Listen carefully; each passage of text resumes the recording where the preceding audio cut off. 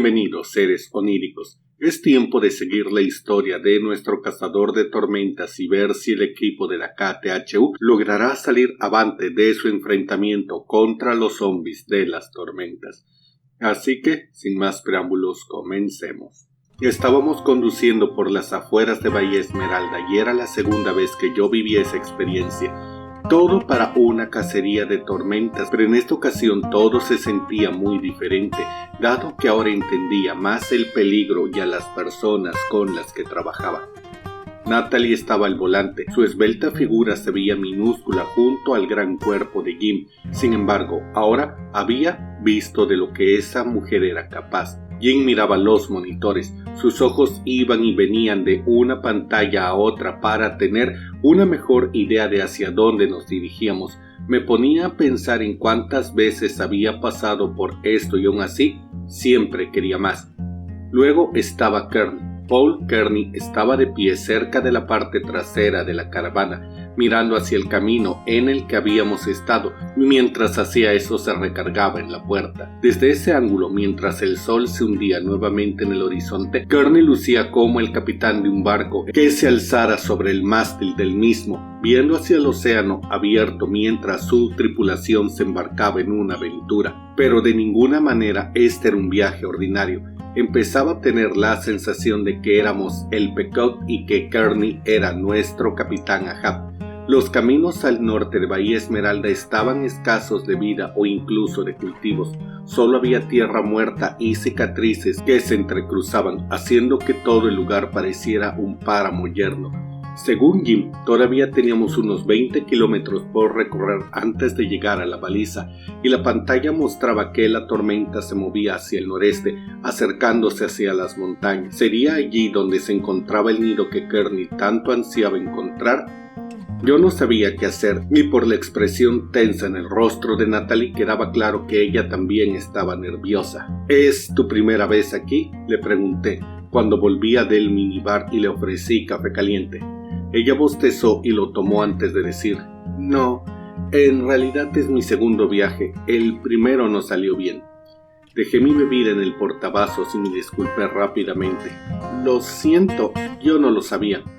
Fue en una tormenta de invierno. Los fuertes vientos del sureste estaban moviéndose a través de la línea estatal que el señor Kearney quería rastrear, y yo quería demostrar que era valiosa para algo más que hacer números, dijo mientras miraba a lo lejos en el horizonte. Yo no dije una palabra, escuchaba lo que ella tenía que contar. En aquel entonces éramos Nick, Caleb y yo, y por supuesto el jefe. Estábamos muy animados porque Jim acababa de descubrir cómo construir la sonda y era hora de ir y probarla en una tormenta real. Al decir eso, apretó el volante con nerviosismo. De hecho, fue gracias a mi astronomía que la sonda funcionó. Trabajé codo con codo con Jim. Las matemáticas eran perfectas. Todo debería haber sido perfecto.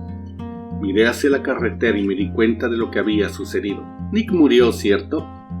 La tormenta era demasiado fuerte. Los cálculos tenían un error. No pudimos resistirla, dijo Natalie mientras reflexionaba sobre el evento con una mirada vidriosa en sus ojos. Pero el señor Kearney, él insistió en que siguiéramos adelante. Se negó a creer que pudiéramos fallar. Volví a pensar en la persecución de hace unos días donde Martín había resultado herido y cómo Paul había actuado de manera similar que con Nick. Me pregunté si en serio estaba tan ciego por su búsqueda de venganza que era un hombre que estaba dispuesto a dar todo por el bien de su casa. Ay, lo siento, no debía haberlo preguntado, le dije a la rubia. Fue justo después de que Martín y yo nos hiciéramos amigos. Él me dijo que yo no pude haber hecho nada por Nick. Ella hizo una pausa y me miró.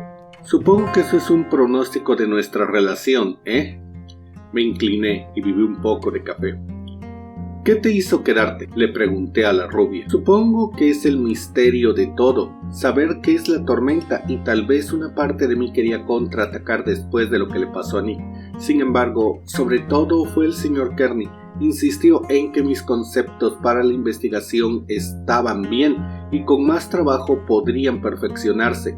Ella señaló al cielo y agregó: 6 meses después parece que él tuvo razón. La rubia se rió nerviosamente mientras seguíamos conduciendo y miré hacia atrás, hacia la parte trasera de la casa rodante donde estaba nuestro jefe. ¿Qué crees que lo mantiene aquí entonces? Quiero decir, ¿por qué está haciendo todo esto? Natalie me miró fijamente a los ojos y dijo: «¿No es obvio, Pruitt? Quiere venganza», respondió ella. Yo asentí, dándome cuenta de que había llegado a la misma conclusión desde hace tiempo. La tormenta se había llevado lo que Kearney más le importaba e iba a devolverle el favor. «Yo solo espero que esto no se haya vuelto iraciega», dije en voz baja. Ninguno de los dos dijimos una palabra durante mucho tiempo cuando pasamos por el siguiente tramo de la carretera y vi algo a lo lejos. Me incliné hacia adelante y vi un destello de luz solar que se reflejaba en el objeto y Natalie comentó: «Creo que es la baliza». Golpeé la parte trasera de la caravana para llamar la atención de los demás. Kearney y Jim llegaron al frente mientras Natalie disminuía la velocidad de la caravana. «Buen trabajo, parece que todavía está intacta», dijo el anciano. Natalie condujo la casa rodante junto a la carretera y apagó el motor mientras Jim y yo empezábamos a juntar cables de extensión para llegar al dispositivo. «Me sorprende que nadie se haya molestado en venir aquí antes», dije mientras arrastrábamos las largas cuerdas sobre la hierba. «No mucha gente usa estos viejos caminos. Hay un pueblo fantasma aquí cerca, pero nadie suele ir ahí», me dijo Jim mientras abría los paneles del costado del cilindro y marcaba un código de activación. Miré alrededor de la tierra yerma. Pude ver algunas montañas al sur. Jim estaba en lo cierto. No había civilización en kilómetros. «Vamos a trabajar, Tangavit», dijo Larshar golpeando la baliza en un costado. «¿Problemas?», preguntó Kearney mientras se acercaba con cautela. «Dice que está conectado, pero no detecto nada. En realidad debería de estar justo encima de nosotros», dijo Larshar confundido mientras miraba hacia arriba. No se veía una nube por ninguna parte, nada más que cielos despejados. «¿Tienes las coordenadas correctas y está conectado a la base de operaciones?» «Claro que sí. Tal vez ese sea el problema. Necesito comenzar a ejecutar el algoritmo para la triangulación», dijo mientras regresaba corriendo al vehículo. Kearney estaba revolviéndose el pelo y mirando a su alrededor. El aire era más frío y Natalie se abrazó a su cuerpo. «Algo se siente mal», murmuró ella. Larshar llegó a la caravana y encendió el equipo de allí mientras Paul seguía escaneando las nubes. «Oye, Jim, tráeme una pistola de bengalas». El hombre corpulento volvió a la baliza en un santiamén y le pasó la bengala al jefe. Mientras Jim comenzaba a trabajar en el código, Kearney agarró su muleta y se movió al lado de la casa rodante. «Natalie, ayúdame con esa escalera», le dijo el hombre. Observé mientras la rubia bajaba la escalera y Paul subía a la parte superior de la caravana. Luego, utilizando el satélite del techo, se incorporó y apuntó la pistola de bengalas hacia el cielo. Un segundo después disparó y la bengala se elevó rápidamente. La observé hasta que desapareció de mi vista y fruncí el ceño. La bengala explotó en el cielo, revelando algo oculto. El cielo vacío comenzó a arremolinarse junto a las nubes en una masa central. Luego, un rayo de luz estalló sobre la tormenta recién formada a medida que crecía. Jim se volvió a pulsar el motor y dijo: «Estoy captando algo ahora, pero tardará un minuto en transmitirse». Seguí mirando las nubes arremolinadas a medida que se oscurecían más y más, y el viento arreciaba. «No creo que tengamos tanto tiempo, Larshar». Un ruido bajo y profundo retumbó desde la tormenta. Sonaba como el despertar de una poderosa bestia. Entonces, mientras observaba con morbosa fascinación, las nubes parecieron tomar la forma de un ojo. «¡Diablos! Creo que tenemos que irnos». Natalie lo vio también. Mientras tanto, Paul estaba sonriendo, pero cuando notó nuestras distracciones nos dijo: «Dillion, Natalie, no lo miren directamente». Corrí hacia la escalera y le grité: «Señor, tenemos que movernos y quiero decir ahora». Un relámpago cayó a solo unos 10 metros de la baliza y Jim se llevó la mano al pecho, asustado por la proximidad. Rápidamente desconectó una memoria USB del dispositivo y corrió hacia la casa rodante murmurando: «Lo voy a compilar en el camino». Paul estaba bajando del techo mientras los caminos de la tormenta se hacían más ruidosos. Luego comenzó a formarse el embudo, que era más grande que antes, al menos del tamaño de un F-3. La caravana se mecía incluso antes de que ésta tocara el suelo. «¡Entra!», dije mientras ayudaba a Kearney a subir al vehículo. Una vez que se cerraron las puertas, Natalie no perdió el tiempo en entrar a la autopista.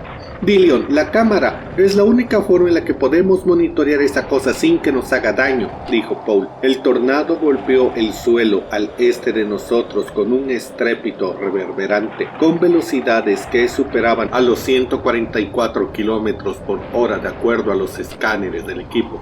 Con esa velocidad podría convertirse en un F-4 fácilmente. «¡Mierda!», murmuró Jim, mientras se movía hacia atrás y preparaba la cámara. La parte trasera de la casa rodante también se usó como portaequipajes para la cámara pesada, por lo que configurarla no fue difícil, incluso cuando Natalie aceleró. Giré la lente hacia donde habíamos venido y observé cómo el tornado masivo devastaba las tierras planas. «Esa cosa se está moviendo bastante rápido», dije viéndola pasar a nuestro lado en el horizonte. Nuestro equipo ahora se elevó a una sorprendente velocidad de unos 240 kilómetros por hora. La tormenta se abrió paso a nuestro lado, chocando contra un cuerpo de agua justo afuera de nuestra vista, y revisé los mapas. «Tenemos que dar la vuelta». «¿Estás loco?», dijo Natalie. «Nos está interceptando», dije, mientras el embudo se movía hacia el puente que tendríamos que cruzar. «No vamos a hacer eso», dijo Larcher estando de acuerdo. Natalie llevó la caravana al límite, pero no fue suficiente. A casi 2 kilómetros de distancia, el poderoso tornado destrozó el puente como si nada. El concreto y las losas del pavimento volaron hacia el inquieto ciclón en cuestión de segundos. Natalie pisó los frenos y giró el volante lo más bruscamente que pudo, patinando nuestras llantas y esquivando alguno de los escombros mientras nos acercábamos a la orilla del río. Mantuve la cámara firme y escuché el rugido de la tormenta cada vez más fuerte mientras grandes trozos de piedra y cemento pasaban volando junto a nosotros. Una de las ventanas en la parte trasera se hizo añicos y nuestro vehículo apenas dio la vuelta en U, pero de alguna manera Natalie logró evitar que las 4 ruedas se levantaran del suelo. «¡Maldita sea!», dijo mientras Jim se aferraba a su vida. Pronto estábamos acelerando por la carretera en la dirección opuesta. La tormenta no se quedó atrás en este punto. Nuestro equipo ni siquiera podía registrar las velocidades máximas, pero para ese momento estaba seguro que iba a más de 300 kilómetros por hora. Kearney buscó rápidamente un mapa. «Aquí, tenemos que encontrar refugio», dijo.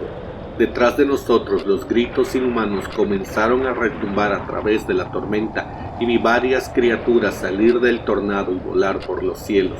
Todo el cielo estaba vivo con la furia de esa tormenta mientras seguía grabando.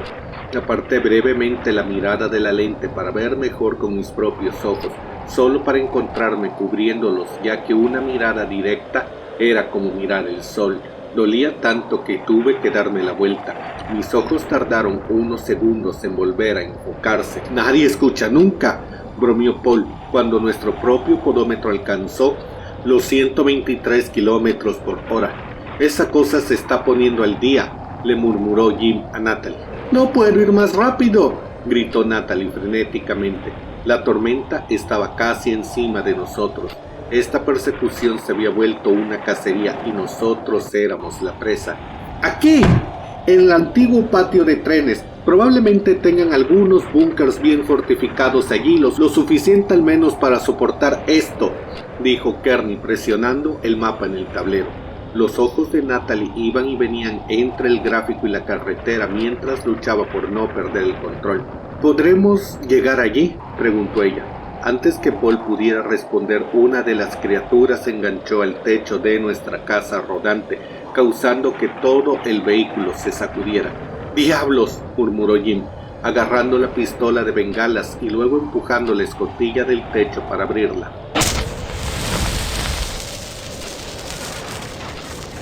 Apuntó hacia el abdomen de la criatura y disparó directamente a través de la bestia.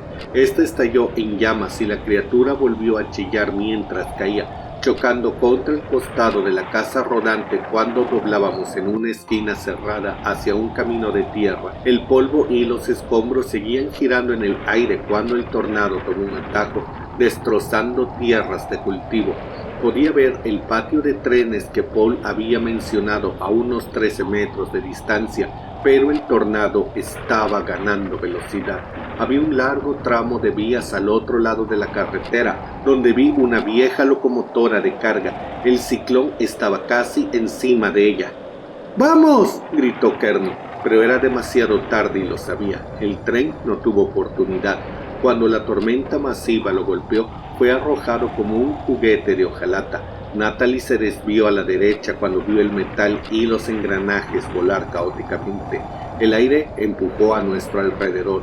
La caravana crujió cuando pasó por encima de una parte de las vías y entró al patio. El tren golpeó la parte trasera de nuestro vehículo y nos envió por los aires. Contuve la respiración y observé mientras dábamos vueltas en el aire. El equipo se derrumbó a nuestro alrededor. Las ventanas se hicieron añicos. El señor Kearney se golpeó la cabeza contra uno de los mostradores y Natalie gritó. Entonces el mundo se volvió negro. Y bueno, seres oníricos, eso es todo por ahora. Díganme qué les pareció esta parte de la historia. Yo soy Charlie Mustaine y les deseo oscuras pesadillas.